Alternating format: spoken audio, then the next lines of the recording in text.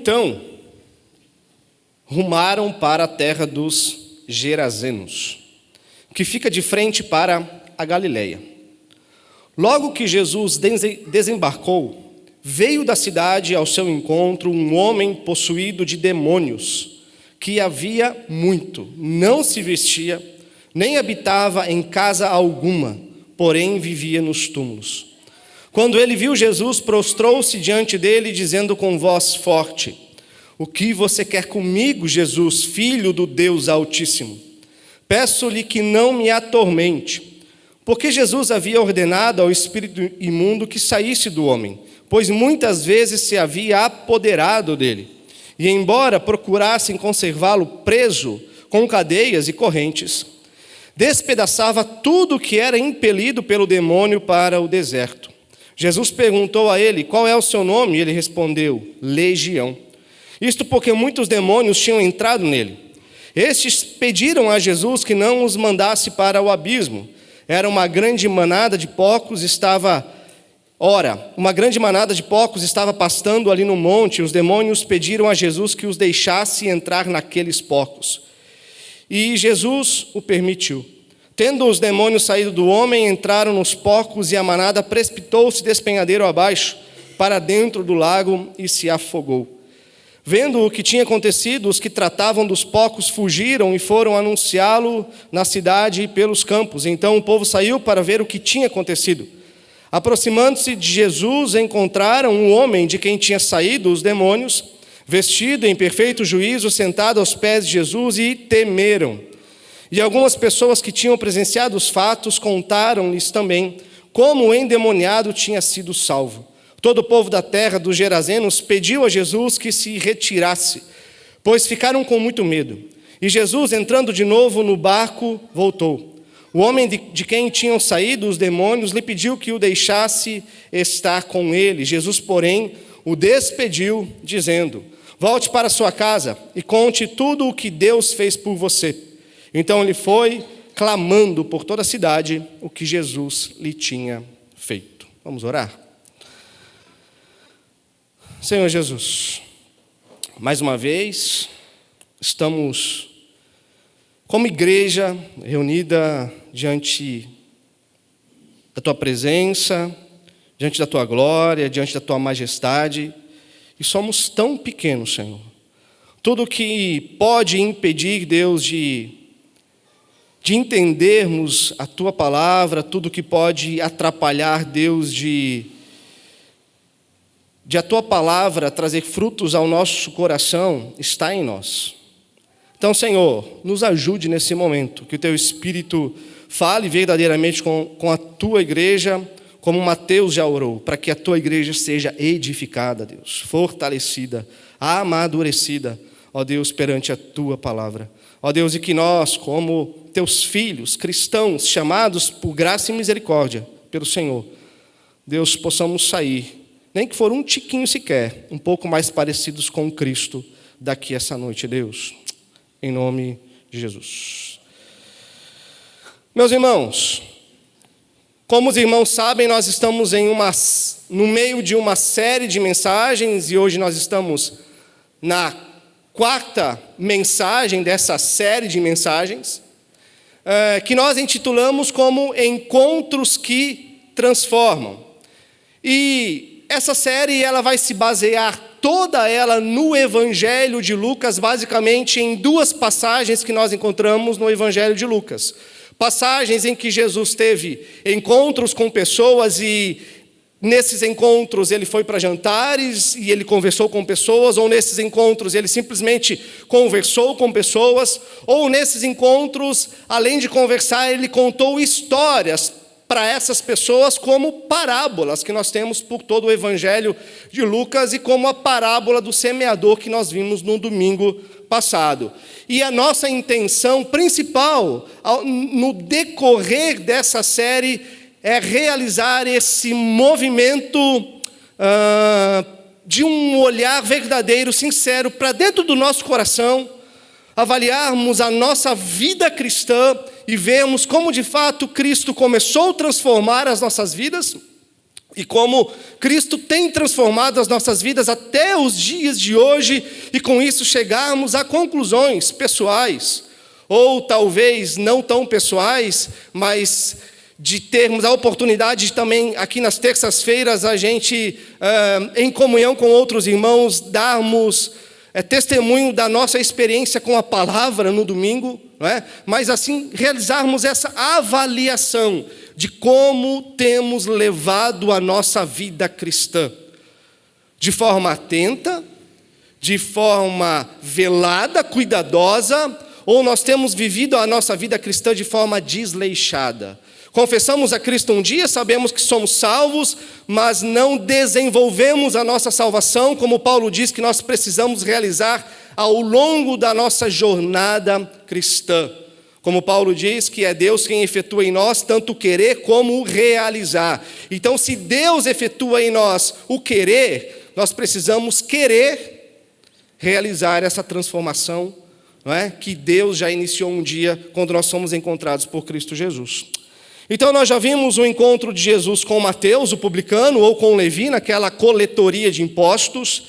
Nós já vimos o encontro de Jesus com aquela mulher pecadora, de quando Jesus está na casa de Simão, o fariseu, e ela chora aos pés de Jesus, derrama lágrimas, tenta secar os pés de Jesus com seus cabelos, derrama perfume, e depois ela passa a beijar os pés de Jesus, naquele momento cheio de paixão e de amor, mas nós vimos sem nada de erotismo, mas alguém que se encontrou plenamente com Cristo, de uma mulher que era pecadora, ela passa agora a ser uma mulher totalmente piedosa e viver para o Cristo.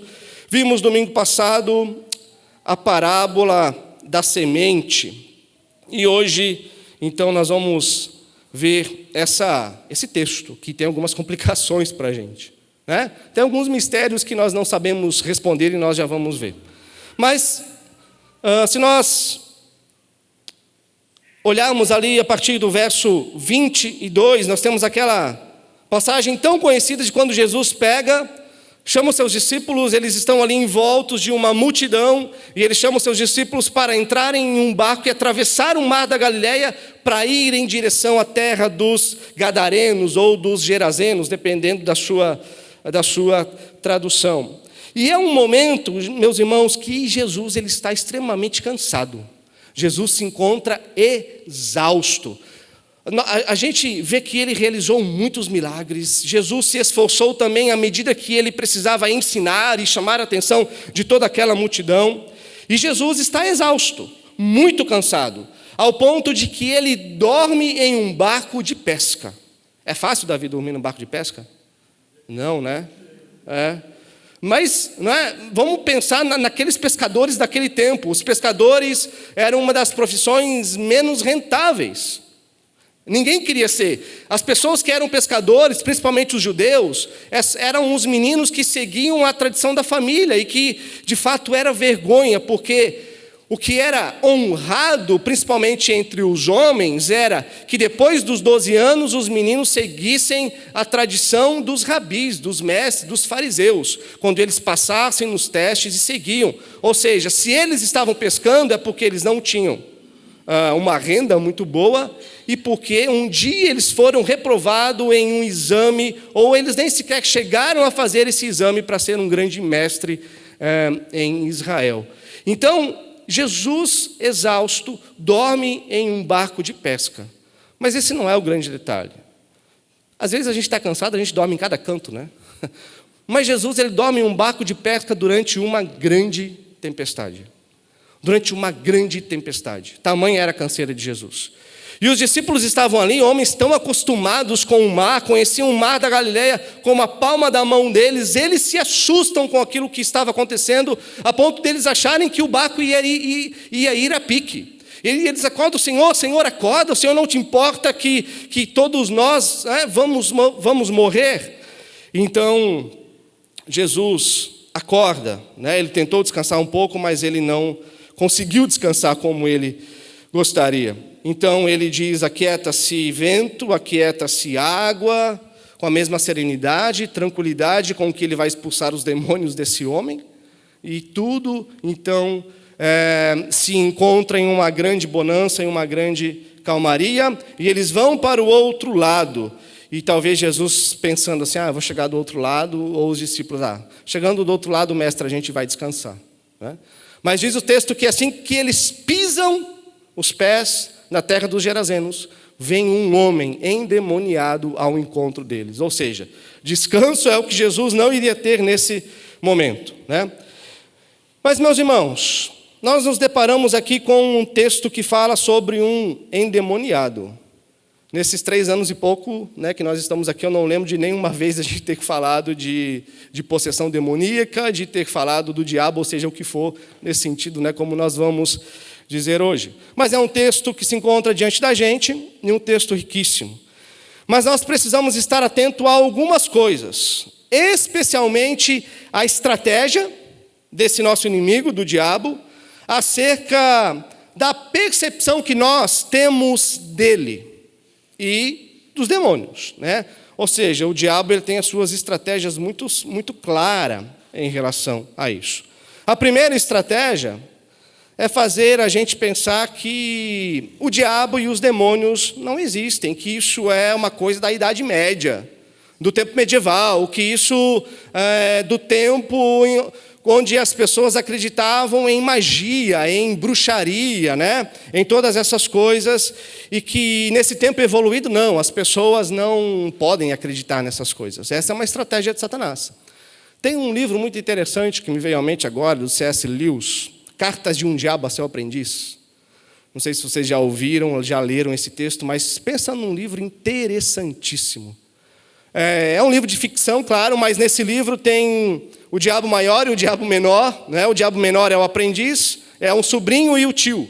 E o tio vai ensinando o seu sobrinho a como enganar a humanidade. E uma das formas que o diabo maior, o chefe, eu não lembro o nome dele agora, mas uma das formas que ele fala para o sobrinho assim, olha, faça com que eles pensem que a gente de fato não acredite, né? Para que assim eles possam ser enganados de uma maneira mais fácil. Né? Então, primeiro é fazer com que as pessoas não acreditem nele, e segundo, né, de um extremo aí para um outro. Se uns pensam que o diabo não existe, outros veem o diabo em tudo. Né?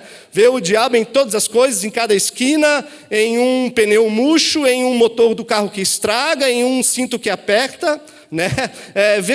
Vê o diabo em tudo e fica amarrando o diabo a todo momento. Por exemplo, a gente ouve muito por aí que é necessário nós sairmos na cidade de Pissarras, por exemplo, irmos nos 4 cantos da cidade de Pissarras, estendermos as nossas mãos e orarmos em direção à cidade de Pissarras, porque se a gente não fizer isso, a obra do Evangelho ela não prosperará. Ou seja, nós não encontramos embasamento bíblico algum para a gente realizar isso, e embasamento bíblico algum para que a gente creia que o diabo está interessado na cidade e não no coração das pessoas, né?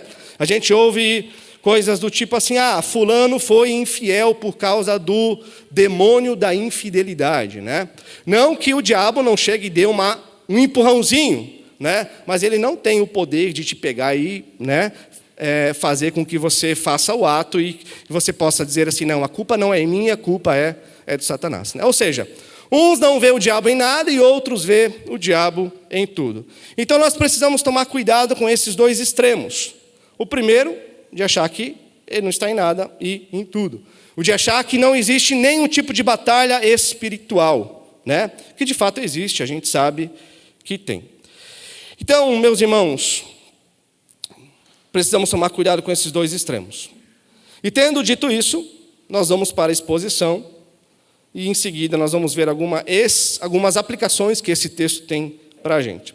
Então, no verso 26, se você olhar ali na sua Bíblia, diz que eles foram para a terra dos Gerazenos, uma terra que fica de frente para a Galileia, especialmente ao mar da Galileia. Ou seja, a terra dos Gerazenos era uma terra majoritariamente que a maioria das pessoas não eram judeus, eram gentios, eram gregos, eram romanos, pessoas que muito provavelmente não acreditavam, não adoravam o Deus de Israel, não conheciam o Deus de Israel.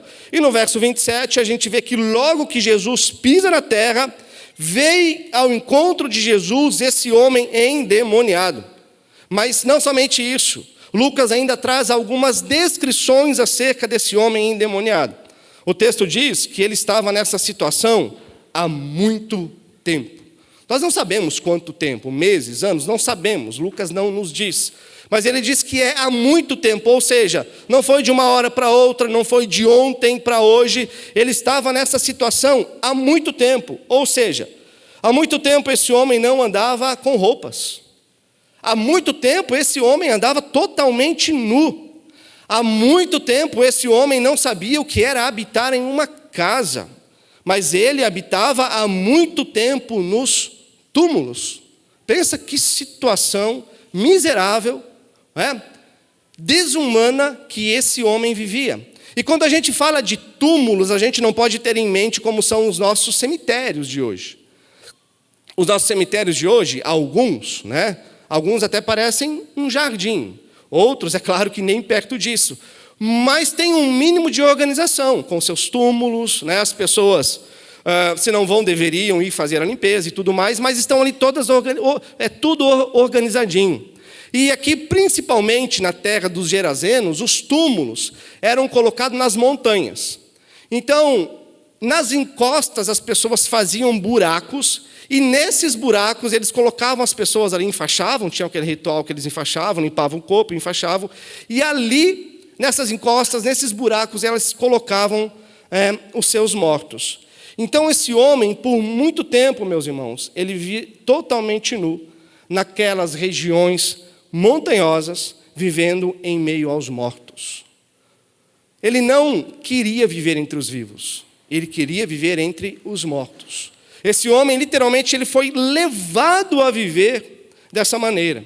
Na região onde esse homem morava, ele era talvez conhecido como que uma lenda, como que um personagem de uma história de terror. Talvez não, Os pais acho que não fazem mais isso nos dias de hoje. Mas no nosso tempo tinha muito aquela coisa do homem do saco. Lembra disso?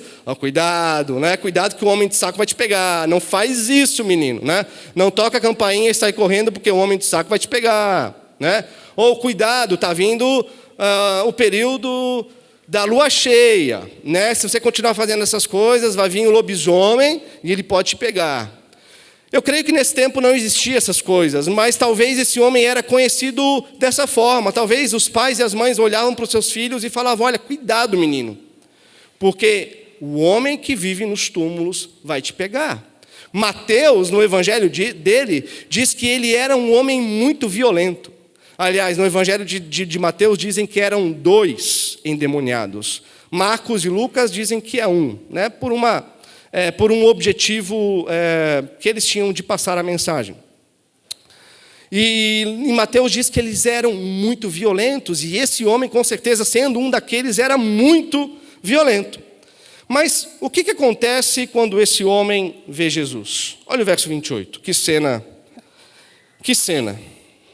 Quando ele viu Jesus, prostrou-se diante dele, dizendo com voz forte: o que você quer comigo, Jesus, Filho do Altíssimo?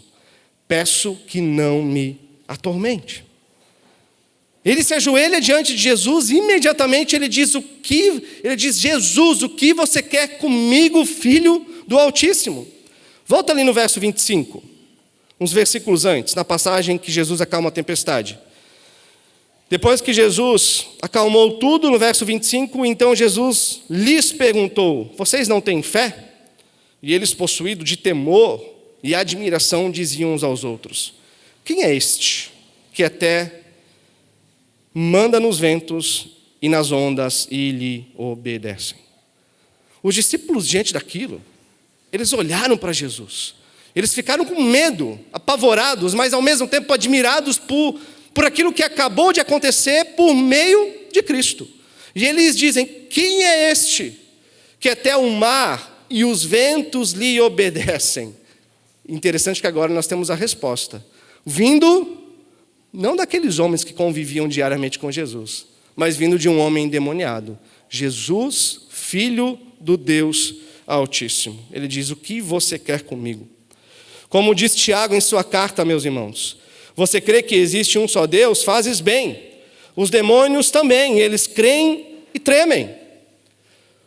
Os demônios, eles se submetem a Cristo Jesus. Os demônios se submetem à autoridade, a esse nome. Eles sabem quem Ele é. E porque eles sabem quem Ele é, eles sabem qual é a posição deles diante de Jesus. No verso 28, nós encontramos ali, na minha tradução está, peço-lhe que não me atormente. Mas em uma tradução melhor é, rogo-te que não me atormente. Ou seja, eles estão suplicando. No verso 31 diz que eles pediram a Jesus, na minha versão. Mas em uma versão mais antiga diz que eles imploravam-lhe. Imploravam-lhe para Jesus. No verso 32 está pediram de novo, mas é melhor imploravam. Ou seja, eles sabem que eles não podem fazer absolutamente nada se de Deus não for permitido. Então, quando a gente olha para esse texto, nós temos que ter em mente, meus irmãos, que nós não estamos lidando aqui com uma situação de equivalência, como se fosse uma quebra de braço e nós estamos aqui apreensivos para ver quem é que vai vencer essa quebra de braço. Não temos poderes aqui equivalentes. Não temos uma batalha entre dois seres com o mesmo poder para ver quem é que vai vencer. Não. Os demônios se prostraram diante de Jesus e dizem, nós imploramos, por favor, Jesus, Filho do Deus Altíssimo. Lendo essa passagem, eu me lembrei de uma aula que eu tive de Romanos, lá no seminário, e que o professor ele disse algo que gravou na minha mente. Ele disse algo mais ou menos assim, que existe apenas um ser criado por Deus que ousa desobedecer o Criador, que é o ser humano. Todo o restante da ordem criada obedece ao Criador. Até os demônios sabem que eles não podem fazer absolutamente nada a menos que Deus os permita. Por isso que ele roga, ele implora, ele pede. Martinho Lutero tem uma frase muito conhecida que ele diz que Satanás é como um cão raivoso, mas que é um cão raivoso que está com uma coleira e acorrentado. Ou seja, quem segura essa corrente é o próprio Deus, e ele vai só até onde Deus permite. Se a gente olhar a história de Jó, é exatamente isso que nós vamos encontrar lá. E olha o verso 29. O verso 29 diz, porque Jesus havia ordenado ao espírito imundo que saísse do homem, pois muitas vezes se havia apoderado dele, e embora procurassem conservá-lo preso com cadeias e correntes, despedaçava tudo, olha a força, e era impelido pelo demônio para o deserto. Esse homem ia para o deserto. E aqui cabe um parêntese para a gente, meus irmãos, porque se existe um ser que não quer que você viva como igreja, que não quer que você viva em comunidade, esse ser é o Satanás, é o diabo. O principal objetivo dele é te isolar das pessoas, te fragilizar ao mesmo tempo em que ele te isola das pessoas. Porque é isso, quando você se isola, você se torna uma presa fácil. Não é isso que Pedro diz? O diabo é o vosso inimigo, ele está ao nosso derredor, rugindo como um leão. E ele diz, por que Pedro diz isso? Porque ele sabe muito bem o que significa isso. Ele viveu isso na pele. Jesus mesmo diz assim, Pedro, o Satanás, o vosso inimigo pediu para devorar vocês, mas eu roguei ao Pai. Ou seja, no final da peneira sobrou só a fé de Pedro, né? Mas pelo menos a fé de Pedro foi o suficiente para fazer com que ele tivesse aquele encontro, ou que Jesus devolvesse essa fé para ele lá naquele encontro na praia, né? Então, por isso, meus irmãos, que talvez nós temos cada vez mais pessoas achando que podem viver a vida cristã na autonomia, achando que de alguma maneira, acreditando que de alguma maneira podem viver a vida cristã dessa forma. É tudo o que o nosso inimigo quer. Ele quer que você se isole dos seus irmãos em Cristo, que você pensa que sozinho é mais fácil, que você não precisa dos outros, que você é autossuficiente.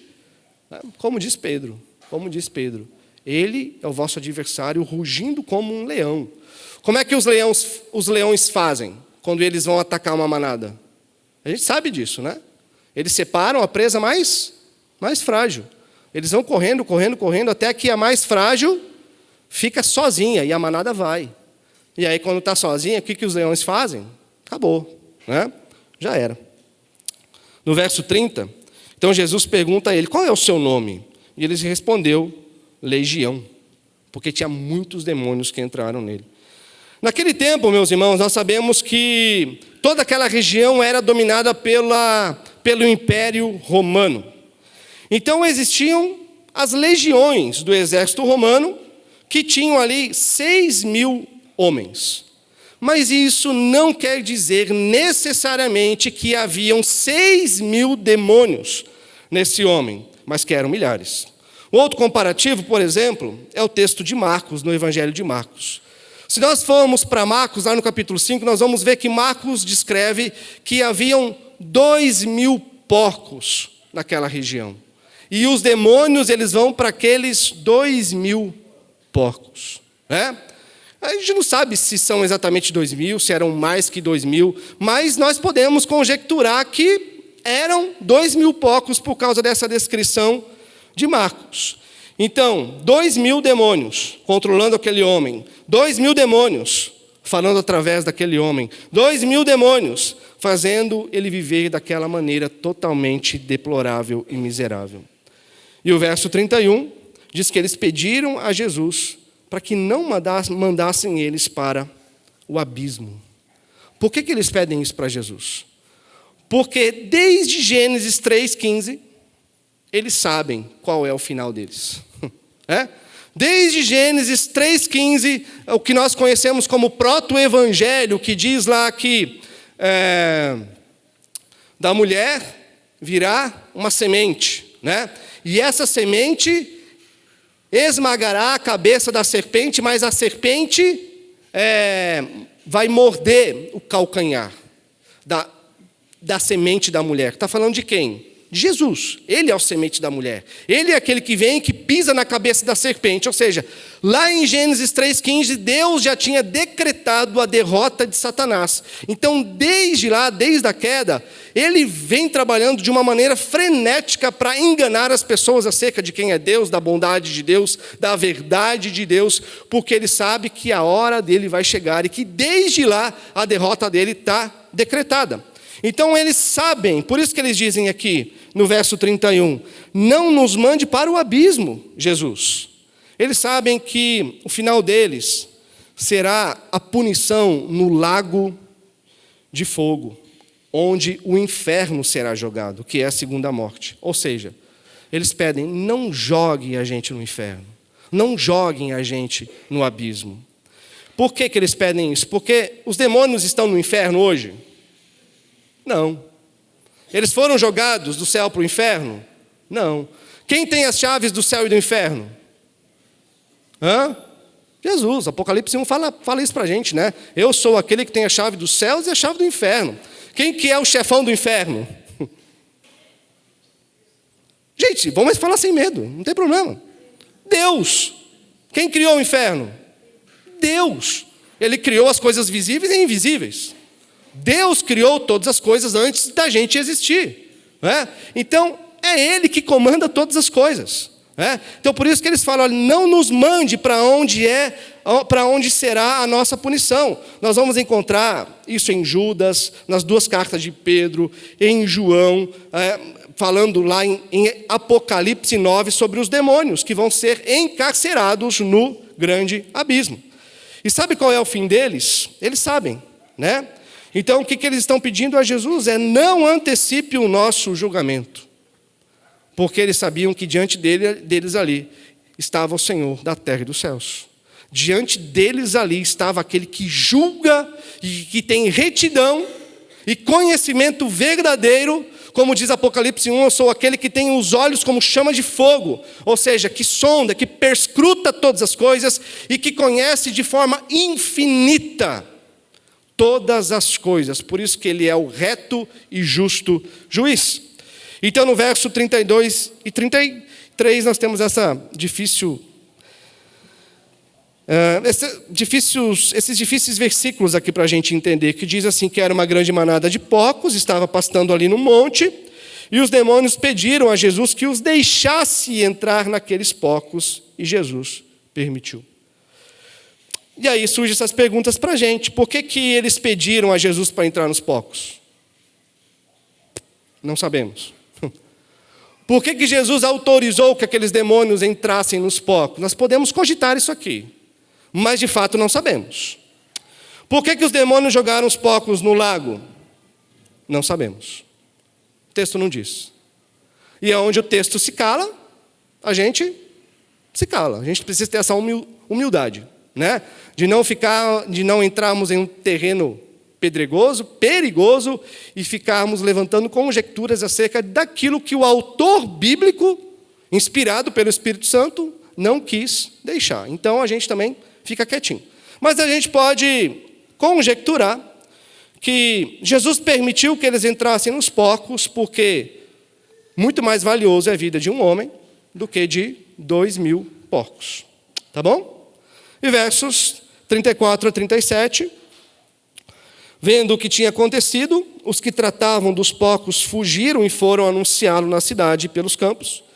Então o povo saiu para ver o que tinha acontecido. Aproximando-se de Jesus, encontraram um homem de quem tinham saído os demônios, vestido em perfeito juízo, sentado aos pés de Jesus, e temeram, ficaram com medo.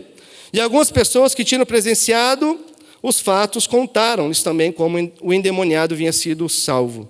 Todo o povo da terra, dos Gerazenos, pediu a Jesus que se retirasse, pois ficaram com muito medo. E Jesus, entrando de novo no barco, voltou. O povo se alegrou com o milagre? Não, nem um pouquinho, né? O que eles ficaram? Ficaram com medo de Jesus. E eles falaram, meu Deus, se esse homem permanecer aqui, acho que nós vamos perder toda a nossa economia, né? Vamos mandar ele para casa, né? Antes que seja tarde demais. Então eles, com medo, apavorado, né, do que podia acontecer, além daquilo, eles falam, olha, sai daqui, sai da nossa terra. E Jesus, então beleza, tá bom, essa é a vontade de vocês. Ele não questiona, ele não fala nada, ele simplesmente vira as costas e sai, volta para o barco e volta, né? E é interessante que nos evangelhos nós não temos mais nenhum relato de Jesus voltando para aquela terra. E os versos 38 e 39, o homem de quem tinham saído os demônios lhe pediram que o deixasse estar com ele. Ele queria ficar com Jesus, né? Jesus, porém, o despediu, dizendo, volte para sua casa e conte tudo o que Deus fez por você. Então ele foi, proclamando por toda a cidade o que Jesus lhe tinha feito. Esse homem pediu para Jesus ir e anunciar na casa tudo o que Deus havia feito por ele. Mas ele vai e proclama tudo o que Jesus fez por ele. Lucas faz questão de registrar esse detalhe. Por quê? Será que o homem entendeu quem estava diante dele? Um homem que vivia, sei lá quanto tempo, o texto não fala, talvez anos, endemoniado, totalmente nu, enfurecido com tudo e com todos, vivendo no meio dos mortos, dos túmulos. Será que esse homem não iria reconhecer quem estava ali diante dele? E que teve o poder de expulsar 2.000, ou quem sabe, mais demônios daquele homem? Será que aquele homem não reconheceu a partir da palavra do Deus Criador que estava ali diante dele? Diante da palavra que Jesus disse para os demônios saírem, será que ele não iria reconhecer que era, sim, Jesus, o Filho do Deus Altíssimo, o prometido para os judeus, que não conseguiam reconhecer a verdade encarnada diante dele? Os fariseus estudavam tanto essa palavra, tanto, conheciam a Bíblia de trás para frente, de frente para trás, mas quando essa Bíblia encarnada ficou diante dos olhos deles, eles não reconheceram o Deus encarnado, ou como João vai dizer, o Logos, o Verbo de Deus, que se fez carne e habitou entre nós. Mas um homem habitado por 2.000 demônios, reconheceu Jesus como o Deus encarnado diante dele. Irmãos, isso não é maravilhoso? Como que ele ia sair anunciando só para sua casa? Por isso que ele sai anunciando para toda a cidade aquilo que Jesus tinha acabado de fazer com ele. Isso cabe para nós e nós vamos ver. Então, meus irmãos, nós temos aqui esse texto diante de nós e algumas verdades que nos ajudam a aprender com esse texto. Primeiro ponto de uma aplicação para nós. Nós precisamos reconhecer que, de fato, Satanás existe, os demônios existem e que existe a realidade da batalha espiritual. Que existe uma realidade inimiga a nós que tenta o tempo todo, como nós vimos na parábola do semeador domingo passado, fazer com que as palavras pregadas de domingo a domingo, com que a sua leitura bíblica diária caia não numa terra boa, mas que caia à beira do caminho para que venham os passarinhos e levem essa semente para bem longe. Ela nem sequer chega a frutificar, muito longe de amadurecer, como Jesus vai dizer. Esse é o Satanás, né? E os demônios, que são o nosso inimigo. Então nós precisamos reconhecer, existe um inimigo espiritual que quer nos enganar acerca de Deus, do ser de Deus, da bondade de Deus, da palavra de Deus, que quer nos colocar medos, que quer nos colocar dúvidas, que quer nos colocar ansiedades. Mas eu pergunto para você, ao mesmo tempo, diante de tudo isso que nós sabemos, nós precisamos temer, irmãos? Nós precisamos temer, irmãos? Vocês falam isso com convicção? Tá bom, glória a Deus. Nós não precisamos temer. Por quê? Porque nós podemos ter a absoluta convicção, a certeza de que essa guerra, de que essa batalha, ela foi vencida. A luta entre Deus e demônios não é uma luta equilibrada. O diabo já está derrotado, ele já perdeu essa batalha. Abra comigo lá em Colossenses. Colossenses 1.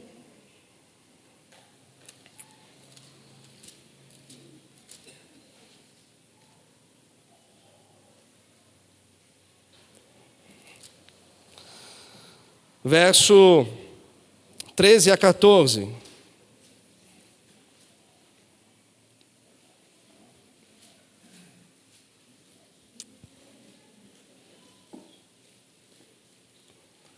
Hoje nós estamos tendo aqui uma aula de demonologia. Colossenses 1, 13. Olha lá. Ele nos libertou do quê? Do poder das trevas. E nos transportou para o reino do seu Filho amado, em quem temos a redenção, a remissão dos pecados. Ele nos libertou do poder das trevas. Ou seja, meus irmãos, muitas vezes nós damos poder ao diabo que ele não tem. Muitas vezes a gente acha que ele é tão poderoso, quando na verdade ele não é. Ele só coloca diante de nós aquilo que ele já sabe que a gente quer. É só isso. A nossa própria concupiscência, como Tiago vai dizer. E ele sabe, ele nos conhece desde o nosso nascimento. Ele sabe do nosso comportamento, as coisas que a gente deseja. Então ele nos liberta do poder das trevas em Cristo e nos transporta para o reino do seu Filho amado. Alguém tem uma outra tradução que troca essa palavra transporta?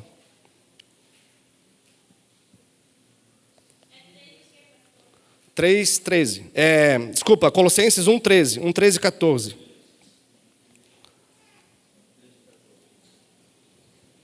Alguém tem uma outra tradução? Transporta também? Bem mais atual, né? Alguém tem uma mais antiguinha, tipo uma Almeida Corrigida Fiel? Mas a grande ideia aqui, eu não estou lembrando dessa palavrinha agora, mas a grande ideia aqui é que Paulo quer dizer que ele nos tirou como uma planta que estava enraizada no reino das trevas. Ele vem e nos tira com raiz e tudo, e nos enraiza no reino do seu Filho amado. Ele nos coloca ali como essa planta totalmente enraizada, segura, protegida, sendo nutrida no reino do seu Filho amado, né? Então, essa ideia que o Alan falou de nos trazer totalmente em segurança. Capítulo 2, versos 13 a 15, olha lá. Colossenses 2, de 13 a 15. Olha lá. E quando vocês estavam mortos nos seus pecados e na incircuncisão da carne, Ele lhes deu vida, juntamente com Cristo, perdoando todos os nossos pecados. Verso 14. Cancelando o escrito de dívida que era contra nós, e que constava de ordenanças, o qual nos era prejudicial, removeu inteiramente, como? Cravando na cruz. Olha o verso 15, presta atenção. E despojando, ou seja, tirando totalmente de cena, tirando todo o poder, despojando os principados e as potestades, publicamente os expôs ao desprezo, triunfando sobre eles na cruz. Despojando todos os principados, todas as potestades, encravando na cruz, tipo colocando lá como um anúncio de vergonha. Antigamente era muito comum nas cidades isso, bem antigamente, né? As pessoas sabiam quem tinha dívida, de que forma? Essa dívida era colocada num mural, no cartório, muitas vezes em um lugar público, e era pregado ali para que todos passassem e vissem, olha, fulano de tal está no Serasa. Ou seja, dessa forma a pessoa era envergonhada. E foi exatamente isso que Jesus fez na cruz.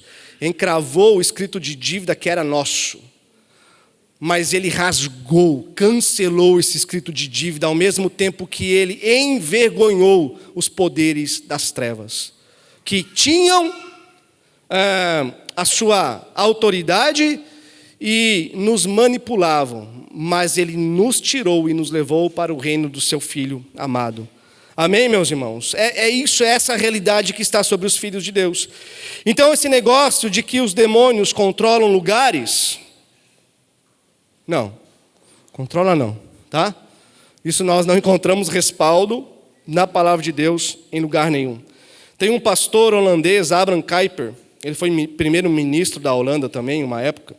Ele diz uma frase muito interessante, ele diz: não existe 1 centímetro quadrado em todo o universo sobre o qual Jesus não possa olhar e dizer, é meu, é meu.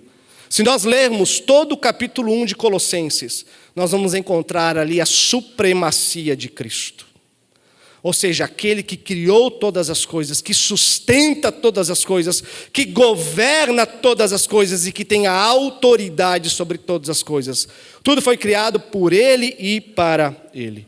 Segundo, precisamos lembrar que se você está em Cristo, se você ouviu, creu no Evangelho da graça, você foi selado com o Espírito Santo da promessa, que é o penhor da nossa garantia, da herança dos santos. Vamos lá para Efésios.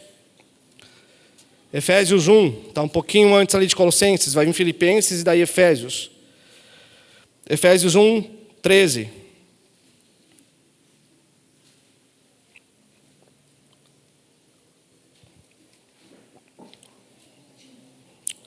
Amém? Efésios 1, 13, olha lá. Nele também vocês, depois que ouviram a palavra da verdade, o evangelho da salvação, tendo nele também crido, ou seja, crido em Jesus, receberam o selo do Espírito Santo da promessa. O Espírito é o quê? É o penhor. O que é penhor, irmãos? Garantia, pagamento antecipado, né, da nossa herança. Ou seja, nós somos herança de quem? Do próprio Cristo. Ele nos comprou na cruz com o seu sangue, por isso que ele disse, tetelestai. O que é tetelestai? Está totalmente pago. Não há mais dívida deles, Pai, com relação ao Senhor. Agora o que eles têm é paz contigo. Paulo vai dizer isso aqui, a partir do verso 3 de Efésios. Então nós temos o Espírito Santo, que é o penhor, a garantia de que nós somos herança de Deus, até o resgate da sua propriedade em louvor da sua glória. Não é aqui uma possível herança. Não é se vocês chegarem lá, vocês serão herança. Não. O Espírito Santo nos é dado, nós somos habitação, e por sermos habitação nós temos esse selo. Por que as cartas eram seladas? Para chegar ao seu destinatário sem serem violadas. Ou seja, aqueles que estão verdadeiramente em Cristo chegarão até o último dia sem serem violados. Amém? Meus irmãos, nós somos habitação e nós temos esse selo, nós vamos chegar lá. Por isso que é por graça e não por obras, para que ninguém se glorie. Então, você pode ficar tranquilo, porque significa que a sua casa está ocupada. O demônio não pode te ocupar. Se você está em Cristo, você é a habitação espiritual do Espírito Santo de Deus. Mas você pode dizer, pastor, mas eu fui em tal igreja e eu vi um crente caindo. Meu Deus. Eu liguei a TV, pastor, e tinha crente caindo e demoniado lá. Irmãos, ou é casa do Espírito Santo, ou é casa de demônios. Não tem possibilidade, não tem. Biblicamente falando, não tem essa possibilidade. Mas não tem como eles intercalar, um pouco habita o Espírito Santo, um pouco habita o demônio? Não tem, não tem. Ou é casa de Deus, do Espírito Santo de Deus, ou é casa de demônios. Mas, meus irmãos, isso significa que nós podemos baixar a guarda? Não. Tiago fala o quê? Para a gente vigiar, ficar atento, porque eles não podem nos possuir, isso é fato, mas eles podem nos usar. Usar de alguma forma que a gente atrapalhe os propósitos de Deus. Tiago 4,7 diz assim: sujeitem-se a Deus, resistam ao diabo, e ele fugirá de vós. Mas o que ele diz primeiro? Sujeitem-se a Deus, para que vocês consigam resistir ao diabo. Então eu e você, meus irmãos, sendo casa do Espírito Santo de Deus, nós precisamos estar atentos, porque nós não podemos ser possuídos, mas nós podemos cair nos enganos, nas mentiras de Satanás. Nós podemos ser usados por ele, nas mentiras, nas fofocas, nas contendas, nas divisões. E o que ele quer dentro das igrejas, se não contendas e divisões? Quando ele consegue isso, nós temos uma igreja fraca, que atrapalha os propósitos de Deus, que ao invés de edificar, destrói. Terceiro, eu tenho certeza que você já ouviu isso aqui muitas vezes na sua vida cristã, mas vale a gente lembrar, né? Não jogue a culpa dos seus pecados nas costas do diabo. Não faz isso. Tudo o que ele pode fazer é colocar diante de você aquilo que ele já deseja. Então, esses dias atrás, criança é fogo, né? O Augusto, ele estava fazendo umas coisa de criança, né? Criancice. E aí, Augusto, por que você fez isso, meu filho? Porque o Satanás fez eu fazer isso. Eu falo, não. Vem cá, filho, vem cá, vamos conversar. Né? E aí, graças a Deus, ele parou com isso, ele viu que não cola, né? Mas é coisa de criança, né? Criancice. Então, muitas vezes, crente imaturo faz isso. Não fui eu, né? Foi Satanás que fez eu fazer isso, né? Às vezes, muitas pessoas, eu fiz o que fiz, né? Eu adulterei, eu fiquei bêbado, eu bati o carro, eu sei lá, trapaceei no emprego, puxei o tapete porque Satanás me fez fazer isso. Olha, ele pode ter te dado uma mãozinha, mas o agente principal dessa história, né? Somos nós. Então não façamos isso, meus irmãos. Colocamos os nossos pecados aonde? Aos pés de Cristo. Ele morreu na cruz para nos perdoar. Não é isso que João fala lá na sua carta? Se confessarmos os nossos pecados, Deus é fiel e justo para nos perdoar de todos os pecados e nos purificar de toda a injustiça. Então confesse os pecados, se arrependa. Quarto, a libertação e salvação de um ser humano vale mais do que 2.000 porcos. Como eu disse antes, a gente sabe por que eles pediram para entrar nos porcos? Não sabemos. Por que Jesus permitiu? Conjecturamos como é essa aplicação. Mas algo está claro nesse texto.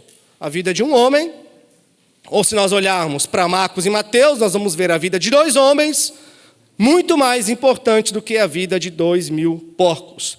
E por que isso é importante para nós hoje, meus irmãos? Porque o que a gente percebe hoje? Uma humanidade que supervaloriza a vida animal. Vamos pôr os pets, né?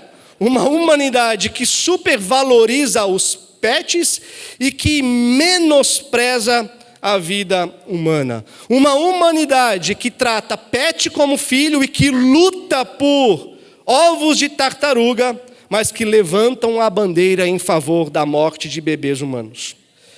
E esses dias eu vi uma mensagem na rede social a gente encontra pérola atrás de pérola, né?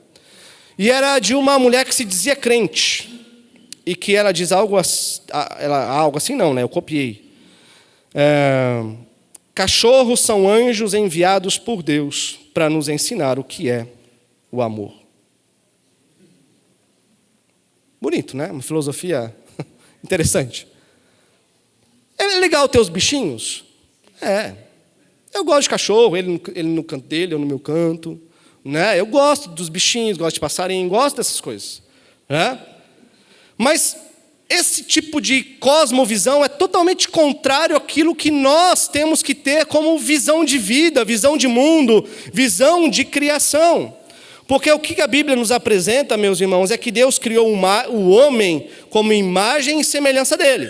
E aí ele coloca o homem para exercer domínio sobre toda a criação, mas não um domínio predatório, tá bom? Não um domínio predatório, mas um domínio de forma que o homem ele se beneficie dessa criação dia a dia. Né? Que ele tire vantagem para a sua sobrevivência no seu dia a dia. Então, isso nos diz que nós temos que pôr as coisas no seu devido lugar. Os pets devem ser cuidados. Eu não estou falando que a gente tem que maltratar, não estou falando que os bichos precisam morrer, não estou falando que nós não precisamos cuidar dos ovos de tartaruga, não estou falando essas coisas. Mas cada coisa no seu devido lugar. Os pets e os ovos de tartarugas não são mais importantes do que a vida humana. Assim como aqueles 2.000 porcos não eram mais importantes do que aqueles 2 homens que Jesus salvou, libertou, curou e restaurou. Tá bom? Quinto, Jesus se importa com os indivíduos. A gente vê que Jesus ele entra no barco com seus discípulos, ele sai do meio da multidão e ele vai à terra dos Gerazenos. Jesus é Deus, ele é soberano. Tudo o que ele faz tem um propósito concreto e absoluto nos evangelhos. Ele sabia que lá ele iria encontrar esse homem. Ele deixa uma multidão, porque Jesus não se impressiona com multidões. Ele deixa uma multidão que estava atrás dele e vai atrás de um homem endemoniado. Para que indo atrás desse um homem endemoniado, ele o encontrasse e o salvasse. Um dia nós éramos da multidão, né? E ele nos tirou da multidão, de forma particular, para ter um encontro com ele. E é assim que Jesus faz, irmãos.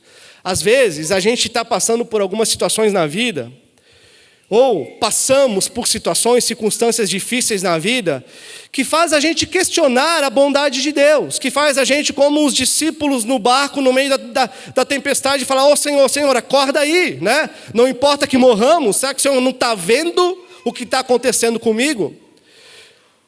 As circunstâncias da vida nos levam a esses questionamentos, mas esse texto nos mostra que Jesus ele nos trata de forma particular. As Escrituras vão dizer que ele nos trata pelo nome, ele nos conhece pelo nome. Então ele nos chama para ter esse relacionamento pessoal com ele. A gente vê que quando o povo sai para ir ver o que aconteceu com aquele homem, onde ele estava? Onde ele estava? Aos pés de Jesus, sentado aos pés de Jesus. É assim, meus irmãos, que nós somos transformados. Num relacionamento pessoal, Jesus sai para ter um encontro com a gente, que de fato teve, nos salva, nos transforma, nos restaura, para que a gente, através desse relacionamento pessoal, fora da multidão, a gente venha tendo essa intimidade e essa transformação com o nosso Salvador. O Salmo 8 diz assim, o que é o homem para que com ele te importes? e Ele se importa. Como Isaías vai dizer, nós somos vermezinhos de Jacó, pequenininhos, pecadores, mas Jesus se importa. Ele nos chama pelo nome e nos transforma. Sexto, ninguém é verdadeiramente livre. Ninguém. Um pastor, Charles Gomes, reitor da Universidade Mackenzie, ele diz algo interessante. Ele diz assim: nós não somos libertos somos libertos para. Ou seja, nós somos libertos para algo. Nós somos libertos para alguém. A gente vê que quando esse homem, ele era colocado nas correntes, nas prisões, ele estourava tudo. Ele saía de lá, ele ia para o deserto, porque ele queria ser livre. Mas ele ia se isolar no deserto, no meio dos sepulcros. Esse homem não era livre. Ele era escravo e manipulado pelos demônios. E aí você olha para isso e você pensa assim: mas eu nunca fiquei endemoniado como esse homem. Que bom, glória a Deus. Mas Paulo, em Efésios 2, diz que todos nós, antes de encontrarmos a Cristo, seguíamos o príncipe da potestade do ar, o espírito que agora atua nos filhos da desobediência. Antes de estarmos aos pés de Cristo, nós estávamos aos pés de Satanás.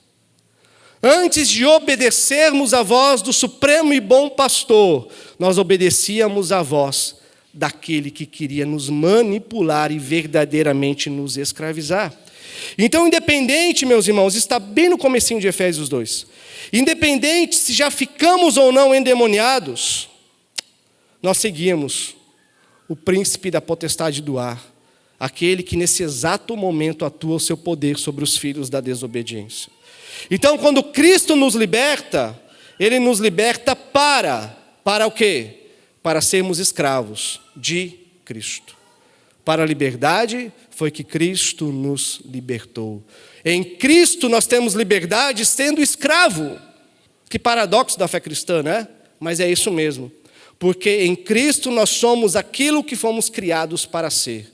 O que nós somos criados para ser? Representantes da glória de Deus. E em Cristo nós vivemos isso, e somente em Cristo. Sétimo, só Jesus pode transformar a sua vida. E aqui é o nosso último ponto. Jesus disse para ele: volte para casa, conte o quanto Deus lhe fez. Só Jesus pode me transformar, só Jesus pode te transformar.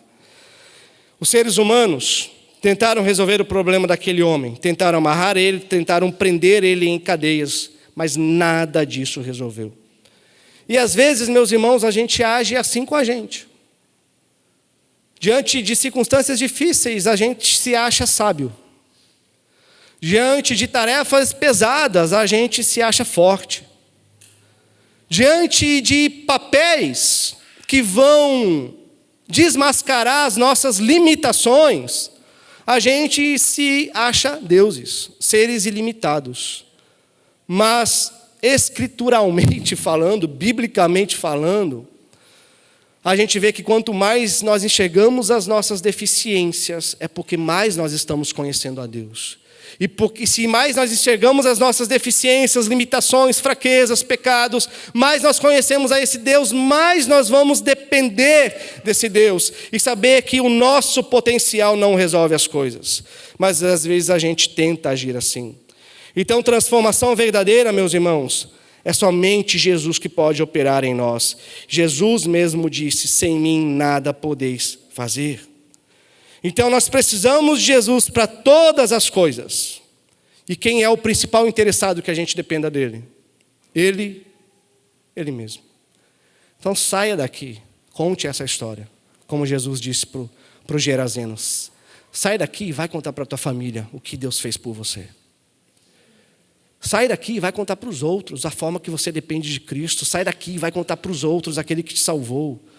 Pastor, mas eu não sei como falar. Não importa, você já tem uma história. Assim como esse Gerazeno já tinha uma história para contar sobre aquele que o encontrou, expulsou os demônios, o transformou, o salvou, você já tem essa história para contar, a sua própria história. Vá, conte essa história para aqueles que não conhecem o Cristo que te transformou. Então, somente Cristo, meus irmãos, pode transformar a nossa história, a nossa forma egoísta, muitas vezes, de viver para nós mesmos, para os nossos prazeres, para os nossos pecados.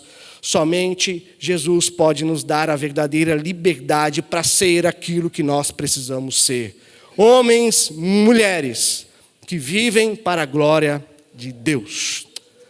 Amém? Que Deus nos capacite, que Deus nos abençoe. Vamos orar? Senhor Deus, obrigado por esse tempo, Pai. Grande, exaltado, louvado seja o Teu nome, Pai.